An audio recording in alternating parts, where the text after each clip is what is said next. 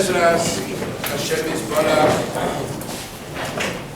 Yoim Rishon Parshas Chayi Sorah Nas Tovshin Ayin Hey Shiva Tiferes Avim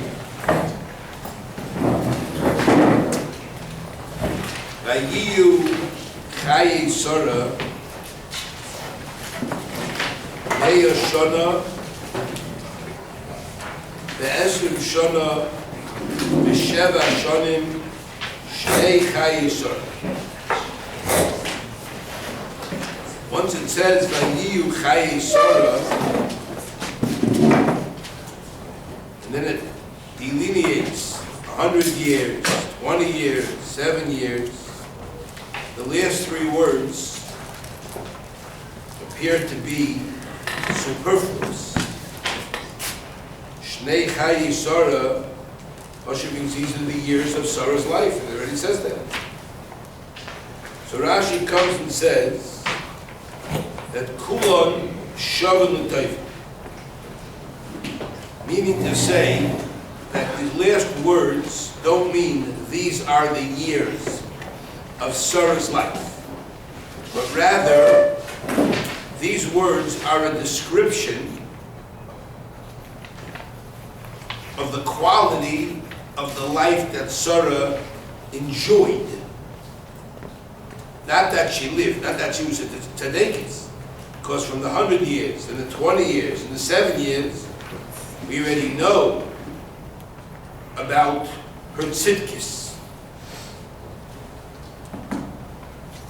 So what's the state? The Shnei Chayi Sorah. So here it's describing the kind of life that she had. Kulon Shavin L'Toiv. Now, to describe Sarah's life as one who has a good life would seem to be the farthest thing from reality. Sarah had 2 kidnapping acts done to her. She was kidnapped not once, but twice in her life by very serious kidnappers. Not a little group of Mexicans that grabbed her off the street to try to ransom her, but people that meant business. It was a one-way kidnapping. They weren't asking for any ransom. They were taking her in both situations for keeps. That's a whole different story. Sarah struggled for 90 years with no children. Gemara tells us someone who has no children is chashuv k'meis. Sarah was definitely bothered by the fact that she had no children. 90 years to have a Gemara that says your mace, very difficult to understand how exactly that's called Shavin L'Tayv. Third of all, she allowed her maidservant to Mehar Hagar, to marry her son, to marry her husband Avram, and Hagar gives birth to a Para Adam who serves as a danger to Sarah's child Yitzchak when he's eventually born. And she was forced to throw him out of the house. Sarah went through a hunger, a very serious hunger. Very difficult to describe such a life as a ride on the trolley. Kula and Shavin L'Tayv. So the question is, what does this mean? Obviously, toiva is not, that's muchach. That toiva does not mean what we think of as toiva. When we say a good life, we mean the person who has bonai, chayai, and mezonim. You want to describe somebody who can have a good life. Not a family, Baruch Hashem, who went easy. Not that she was born with Azah Islandess, Sarah was, that Eila base volot. She didn't have the equipment to give birth to a child. That's like serious akrus, serious barrenness.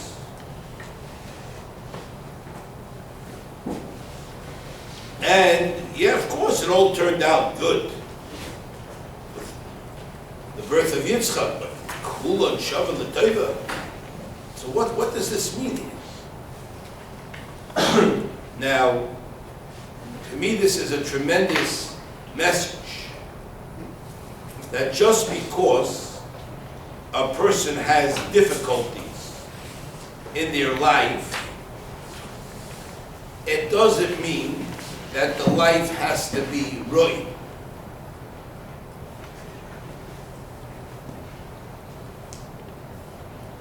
We explained once by Yankov Avinu.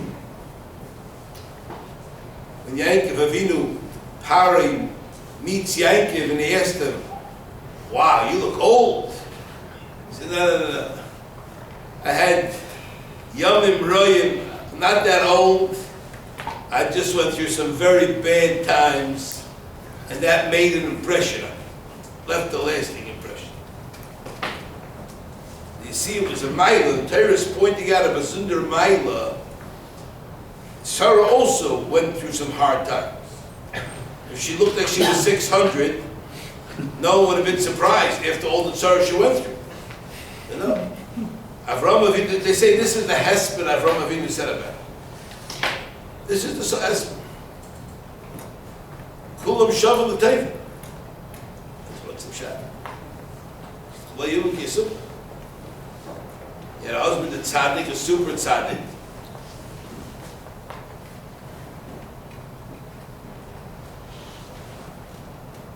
So, so you have to say that a person could go through challenges in life, but no matter what the challenge is, it does not determine that you have a bad life. You have a choice.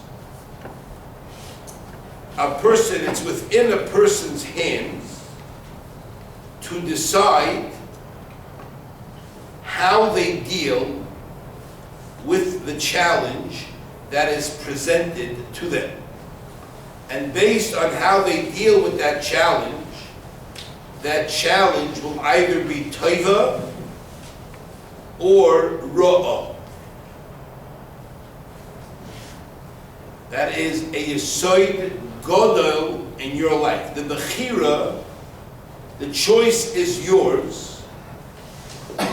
Here's a person who doesn't have children, Rahmanos. I know somebody right now. I had a child that struggled with having children, and it was yomim royim, heartbreaking, and I understood that. I have a child right now who's struggling, the happiest life. Happy as can be, the husband and wife. And it amazes me, because sometimes he gets to me the kishkis. How come it doesn't bother you? Yeah, I'm sure it's going to happen, I have no doubt. We're enjoying every moment each other's company. That's what they tell me. Are you sure? Why don't you rush around to doctors? At the right time. I'm not 50 years old. It's an imperative. I see two people, two couples, one it's mamish, choshech varofel, on top of them, and one mamish or b'moishavoisa. Because what determines whether a challenge is raw or taiva is you. And that's why the Torah says, kulam shav. Here you have one person who's not married and seeking a shidduch, the ois mensch. Ois mensch. Here's a person who doesn't have parnasa, ois mensch. Here's a person that's sick, ois mensch. Then you have people, they say in English, it's called taking it in stride. It's more than that. How does somebody like Sarah take it in stride? But it's the type. I can understand, okay. I can understand the person doesn't have children, is not depressed. Or doesn't have a shidduch, maybe he's not in depression. But how is it the type? Shalom the type means the year she had the baby was the same as the year before she didn't have the baby. If you would ask me, I would say, before she had the baby, she took naked. She wasn't depressed. She knew, but Hashem, Zeit had coming. My time will come. But now that she finally hit the jackpot, now she's hysteric. It's not the same as last year. Nay, steht in Chazal, Shavu l'tayv. Zel bezach. 89, 90, Oisedam. How can it be? Teretz is like this. If you take a look in Mesilas Yesharim, the first parak, he says as follows: that a person is musam be'emes. Every single one of us is placed be'emes. It's not just a zog, a zogacht. Be'emes, every single one. B'toich hamilchama hachazak. In a very strong battle. Not in a battle. Milchama hachazak. Milchama hachazak.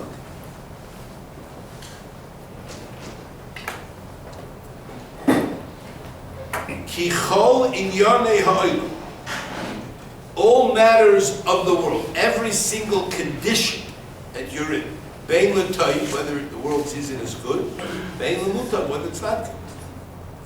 Hinehein nisyonos l'adam. Ha'oini mitzad echad. Haverni mitzad echad. Ve'ha'oisher mitzad echad. Oisher. Shalva mitzad echad, having a peaceful life. V'hayisura mitzad echad. Ad shenimtzeis hamilchama elov, it comes out, the milchama that each one of us is in is panim v'achar, in the front and in front of us and behind. In Yil and Ben Chayil, if you're going to be a successful soldier, you're in the Natzach hamilchama, you're going to win. You call out studying. Then you're Adam HaSholim. Adam HaSholim deals with every situation equally. And the first time, remember the first time seeing this Mesilas Yesharim and getting a little disappointed. Because I always planned to have a good life. As I assumed most people did. I didn't have a negative, pessimistic attitude toward life. I remember as a young person thinking, I'm going to have a good life. Of course, it was silly. My type of good life wasn't in my control. And when I read this, I said, you're going to have every Inyan of other. I remember asking my Zayd this question. Does it mean mamish every single Inyan? What does it mean? You know, something happens to you. Different things happen to people at times. But of course, there's not every zach is mamish, b'chama chazaka. Everything. Every zach, every moment, and it's a milchama chazaka. It's a milchama for your life. Mevakesh hamisa, the chol yoyim. So, At that point, I became very unhappy. And I'm thinking to myself, I'm never going to get a rest. No, so I remember reading the Rashi, Tzadikim ein lehem menucha b'olam hazeh. Like die, it's not enough for them. I prepared for them Olam haba, menucha Olam haba, and they want rest in Olam hazeh. Come to lay regular yes. I think I'm not tzaddik, so maybe I could get some rest in Olam hazeh. Terence says it's pul fakir. That Chazal is saying a chiddush nifl. You would think if a guy's already a super tzaddik, the Bechir Sheba Avos, the choicest of all the Avos, Yankim Aviva.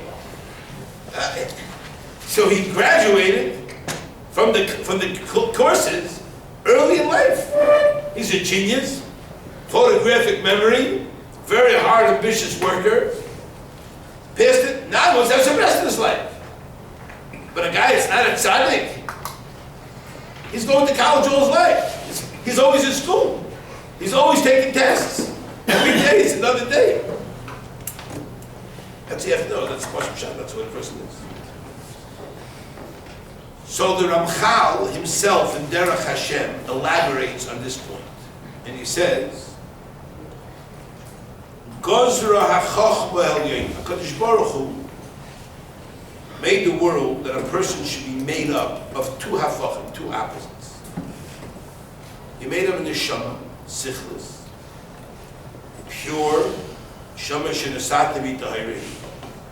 And on the other side, a guf artsi, an earthly guf va'ochur, muddy, made from mud.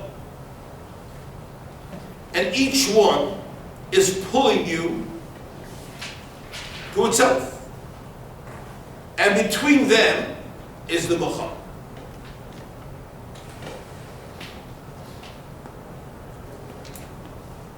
And he says, in a Maimer that what's the purpose of the Machal? Is that so each and every one of us can be masik, attain the ultimate toiva. You could graduate with the highest possible degree. In order to get to that degree, you have to go through a series of challenges. And you have to climb over each mountain. And therefore, he created the world tests. And for each and every one, he gave the test that's for him, that he needs to climb. And therefore, there has to be shinuyim in a person's life. And how you deal with that is your challenge. He says, give an example. He says, let's say a person who is poor. Poor. And there's a person that's rich. So the poor person, he says, is challenged.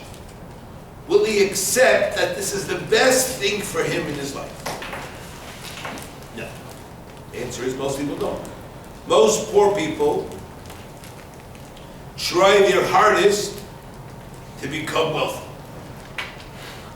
If we could hear the tefillas in the shuls on high volume, we would hear Parnasa, Panusa, Tachlis, Aladdin, Cash, Kaching, Kaching, over and over. That's what everybody does. But no one is davening to Hashem. Hashem, help me accept the position you put to me in my life, and let me understand and appreciate this is the best thing for me. There's nobody that we know, I know at least in my lifetime, that is so poor as living in a box on the street. In the Lakewood camp tent city, I don't think there was ever a younger man or his mishpacha at Lifty. And it wasn't because it was a very rich city. It's the place where you think the most people who need money live, because they were sitting learning close to your life. But the tent city never had, they couldn't pull out one picture of Zachatzi Gaman, even one of these Bowery bumps, and put on a yarmulke, or stole a hat from somebody and put a hat on his head. You couldn't find one guy with that suit even in the place. So what's the challenge? But most people that I know are not Ashim, Yechidim, but not most people. Yet people, what do they do? They all complain. They don't accept their position in life. They really don't believe that Hashem decides for you whether you're going to be an Ani or an Ashim. No. And people always say, it's not fair. Why do I have to do this?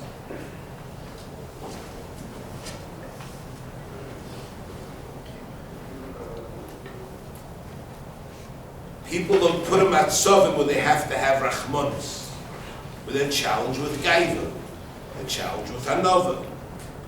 And every single one of us needs that very challenge to attain our perfection. And it's a fluctuating zah. It's never the same. One person has a koich to learn, he has one challenge. One person doesn't have a koich. He has to get to koich. One person feels weak, one people feel strong. Sometimes you feel up, sometimes you feel down. That's part of life. So here's a person who doesn't have children. Suggest to a person, what if Hashem doesn't really want you to have a child? Or right now, for sure, Hashem didn't want you to have a kid, he wouldn't give you. He may want you to daven for one. That could be. Our Ravas, Hashem wanted them to have children, but not when they wanted, when he decided after they died. So one person says, I davened. I even davened twice. I davened 3 times. Enough's enough. No. Deliver. You have to know that that person's life is not with faith. That person's life. Those people generally are kulan shoving the road. No matter what the situation, even if they didn't go through a Holocaust, and even if they didn't go through losing their families, and even if they had a roof over their heads all their life and they had a car, but if they had to go to the mechanic a few times, they decided that that was the road. So they saw this other guy driving a Tahoe, a Suburban, with lights, and he puts his lights on, he's going through the traffic, he's going on the sidewalk, going around the traffic, and you think, how come that guy's got a car that looks like a semi-trailer here, and he's looking like whatchamacallit? The guy never went to high school, he barely went to elementary, the guy's carrying wads of cash, he has keys hanging off his thing like he must take care of office buildings. And I'm sitting there in your little Camry, beat up, 10 years old, and you're trying to figure out, how's that feel? Educated. So, that's cool and shoveling it up. That's not the cool shoveling it. So we have to be mechazik ourselves over and over and over, that whatever situation I'm in now, that is the very situation that I must be in to get over the following mountain. Over the mountain I'm facing, in order for me to go up, shleimus. So instead of getting that feeling, oh no, here comes another wave. If you've ever watched surfers, I've had the occasion in my life a couple of times to watch people surfing. Then they're always waiting for the next wave. And I'm thinking, Shrek, this wave's gonna kill him. This wave's gonna kill the guy. And the guy goes, shh. He goes all the way up to the wave, you figure if it's short, and the guy comes out, and he puts his hands out, everybody should see him like this, and he's waiting for the next one. Every other wave is another mountain. It's exciting, it's exciting. See, One of the waves, obviously, in our time, for example, in our era, shidduchim. Shidduchim seems to be a challenge. You know, and the reason is simple. Because shidduchim is one time that forces people to come to Hashem. You know why? Because most people realize after they take off even one layer of the blinders in front of their eyes, and even if they talk to their friends who give them all kind of advice of how to do a shidduch, and even if they went to Shabbatons for singles, and even if they went to Shabbatons for parents in crisis, how to do shidduch, and even if they got dating coaches, and they went to the therapist, and they now know all the stories, they bought all the books in the stores, the sad ones, the funny ones, the hilarious ones, the silly ones. They bought them all, and somehow they realized at the end of the day, they can't make this shit happen. It's like looking for a needle in the haystack. And now you have a choice. You either say, I'm going to have my shleimus through that challenge. This is going to be a period of time. I'll never forget the period of time when I wanted to have a shit. I davened, and I never davened. I remember doing things that I never done in my life since.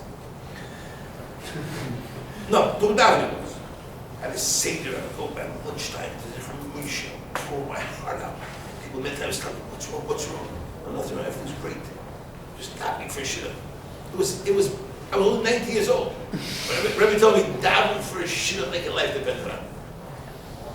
I can't tell you. I got very young. But I remember the time period. I felt the challenge. I felt the anxiety.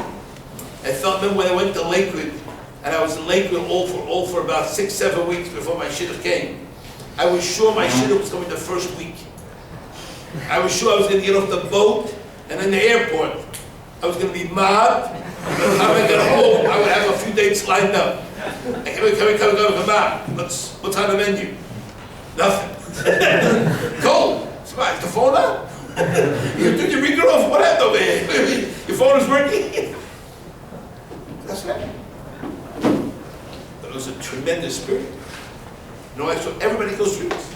Because there's a period of time where you become closer to Hashem. And if the next time you get closer, now, okay, I passed this one. Let me forget about Hashem.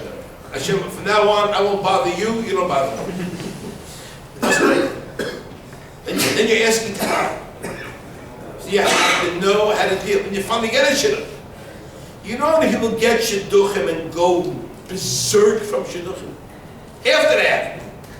You know why? Was the question they asked, you know, how much support are you giving? Support? I can barely pay my family's bills. I got credit cards over my head. My wife is enough on my head. How do I pay for the kids' shoes? Tuition, the school called again. They don't want to have your kids come back. They want to see the tuition. They want to see the tuition. Not taking to school next year. And then on top of that, I'm going to support a son-in-law. What are these people doing? They get angry. Oh, you really. Some people curse and this. You know what I mean? Who supported me? Well, you were no good, Nick. You understand? There was no reason to support you. You were never a guy who wanted to learn. Why would somebody support you? You were a freeloader. You were a guy who went to yeshiva, if you went, and you wasted your life there. You didn't appreciate being a mentor. So of course, why should I support you? You had your mind out of the yeshiva before you got to the yeshiva. So there was no reason to support you. But now you have a daughter who is better than you, and he wants a husband that's better than you too. And Hashem sent you a husband that's better than you. No, it's going to cost you. And you fail the test. Then you have to pay for a chasana. People call me, where in the world am I going to take the money to make a chasana? Make a chasana today for a daughter on a relatively small scale. 25 grand on a very small scale. To outfit your family, if you have kids. If you don't have one kid, maybe you have one kid, you get away with 22 grand. But if you have a family, and the family get bigger, you gotta dress them all up. And Sheva Brachas, no end. Sheva Brachas is not cheap, not cheap. It was cost you money. They got Shabbos Shembrach, they got a big family. Ooh, it's a little chassid. And then a chassid, what if the other side said, those money, make a chassid with takono. No knesset is that I show you at the takono. 25 grand is just to get yourself through the door of the wedding with the shekels. Shekels cost thousands. You tell your daughter, what do you need a shekel for 1,000? Why can't you have $500 shekel? Dad, this is junk. Junk doesn't last after the Shembrachas. So what do? They get this human hair shekel. 2 months after the wedding, we need a new one. What? You got a new one already. I said, this time's on your husband. I said, this is not how it works. And you, one shekel is no shekel. No one gets one shekel. You have one for the weekday, one for Shabbos. This is serious business. This is not a joke. And then you have to set the house up. I always ask people in Shidduchim, so who's paying for the stuff to set the house up? Some people avoid that responsibility. They think their daughter's going to move into a house, and they're going to find a broom there. They're going to find a mop there. They're going to find bedding. I remember telling a guy not long ago, so who's paying for the bedding? What do you mean bedding? I said, you have to sleep on beds, no? How do they get in beds? I said, I don't know if you remember, but apartments don't come with beds. Do you remember that? It's not a hotel. It's a regular apartment. Who pays for the beds? Do they need a couch? What do they need a couch for? What do they need a table for? What kind of table should they have? You know what I mean? A dining table would be nice, you understand? You know? I know Bacha went into a girl's house he was dating in Borough Park, and the girl had a regular folding table, with plastic folding chairs, lawn chairs, and I don't know what you would call it, but they all had arms at least. Plastic, the guy said, this is how you live. She said, the girl said, yeah, they're very comfortable, convenient. They stack up in the corner. I find that a little difficult to me. I don't think I can live like that, you know? So, and they have to make a chassan. Just last week, a lady called me up from a certain city. That city's a little backward. And I told the lady, this guy said, he's a fancy guy. He's not a fancy guy. But he doesn't want his wife buying clothes in second-hand stores. But what's why buying that? He doesn't care if he buys it at a regular store, nothing any fancy 13 every bar part. I said, he's not that kind of guy. I said, I gave you the story with the plastic chairs. I said, the ones that have regular chairs in the dining room, doesn't have their new set, but that's not the fancy set. But they were plastic chairs from the lawn. So she said, I don't that example with the clothes. Are you being the dafka? So what do you mean? She said, well, see, in our city, we don't stand on ceremony. The people here are nice people. They know what's important. And our entire family buys their clothes in second-hand stores. This is a joke. It's much more prudent. I said, what jobs do you have? Oh, here, everybody works for the government. Social Security. Everybody works for Social Security. I said, but even if you did, why would you buy everything in second-hand stores? Because it's cheaper. Once you put it on, you it's second-hand anyway. I'm thinking to myself, I said, Ashrecha v'tevla, but it's not what most people do. That's all. Some people are. So that person was very, very happy with her lot in life. He was very proud, very glad. That's some people are. A mensch has to know you have to accept your position in life. And everything has to be exciting. Suri Meinu wasn't happy that she didn't have kids. No, don't think like that. That's stupid. I don't know anybody that's happy. I did know one couple that was a stupid couple. He came to me with a problem. He came to me and he asked me, people come and always give him brachas that he should have a kid. And he said he resents that because to him it's not a bracha. I said, maybe to your wife it is. He said, no, me and my wife do not want children. We want to sleep at night, and we don't want to have children. I said, you're joking. And I would have told them, when you grow up, you'll change. But they were already married for 20 years. And the idea of having a kid touch his glass tabletop was enough to give this guy heart palpitations. If somebody ever brought a family to his house, the second the family left, the guy would go nuts because the kids put their things on his table, on his glass coffee table, on his this. I wouldn't think of it. But Sarah Imenu understood that if I'm not having children today, it's the best thing for me. I'm going to make this day another climb of the mountain. So you start off in the beginning thinking it's a small mountain. And then the mountain turns into a bigger mountain. And then it turns into a bigger mountain. And then it's a bigger mountain. But every single thing, you're sick, every challenge is another mountain. And if the way you look at it, this is, I'm going to grow from this mountain. A girl has to believe, parents have to have bitachon, there is a shidduch for my daughter. Chazal tell us, bas ploini b'ploi. Now the quicker that you accept, it's the Ratzon Hashem. And you have to grow from this. Maybe what you have to grow is to accept, I'm going to marry not Bechiras Libi, but Bas Gili. You may not know this and be aware, but if you ever get an invitation from a modern person, it says, we'll invite you to the wedding of our children. Moshe in Bechiras Libi Gilo. They're getting married. Bechiras Libi means the choice. And in the Frum invitation it says, in Bas Gilo, with the choice that Hashem chose for you.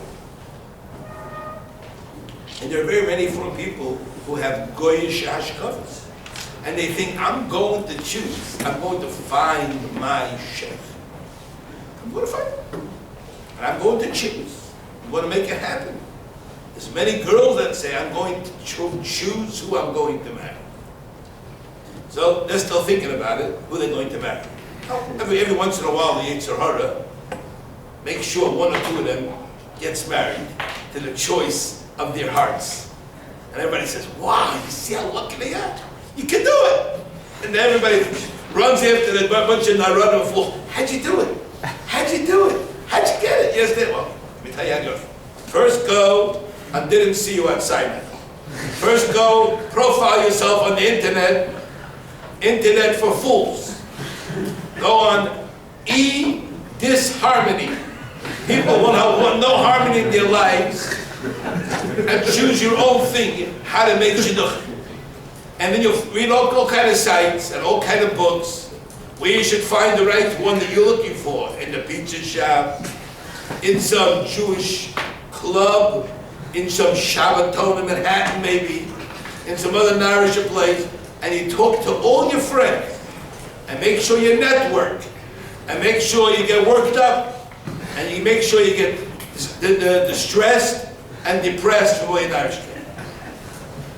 By Yiyu Chai Yisroel, I have to tell you that I saw a beautiful Eibshitz. This is Rashi says, Kulan Shavu L'Tayv. What's the Chiddush of Rashi? He said, know what the Chiddush of Rashi is? He says, there are some Mefarshim that say an interesting thing, that Vayiyu is B'misper Lamed Zayin, 37. From when she had the baby till she died, it was 37 years. So some of Farshim say, Vayiyu Chai Yisroel, only Vayiyu. 37 years she lived in her life. But before that, she was Nechshav Kimeis, and she had no life, the poor lady. Came along Avram and said, they, Kulan Shavu L'Tayv. They were all Shavu L'Tayv. Even those 90 years before she had a child, even when she was kidnapped, she knew she was in the hands of Hashem and she understood this is a challenge. Obviously, I'm a big person and need big challenges.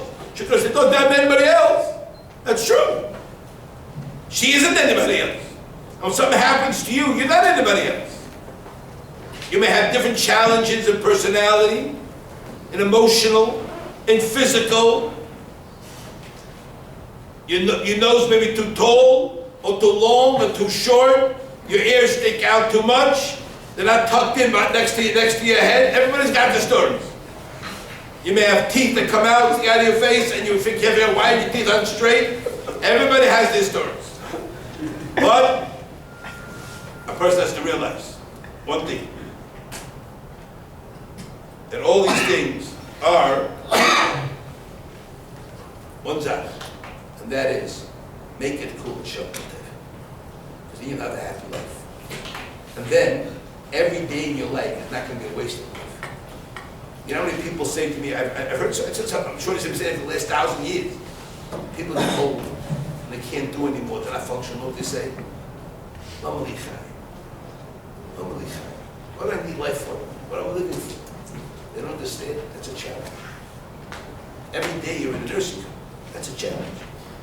Every day you can't walk. Or you see these old guys or the old ladies trying to walk with walkers. And you think, sure, what a life. What a life. That's a life.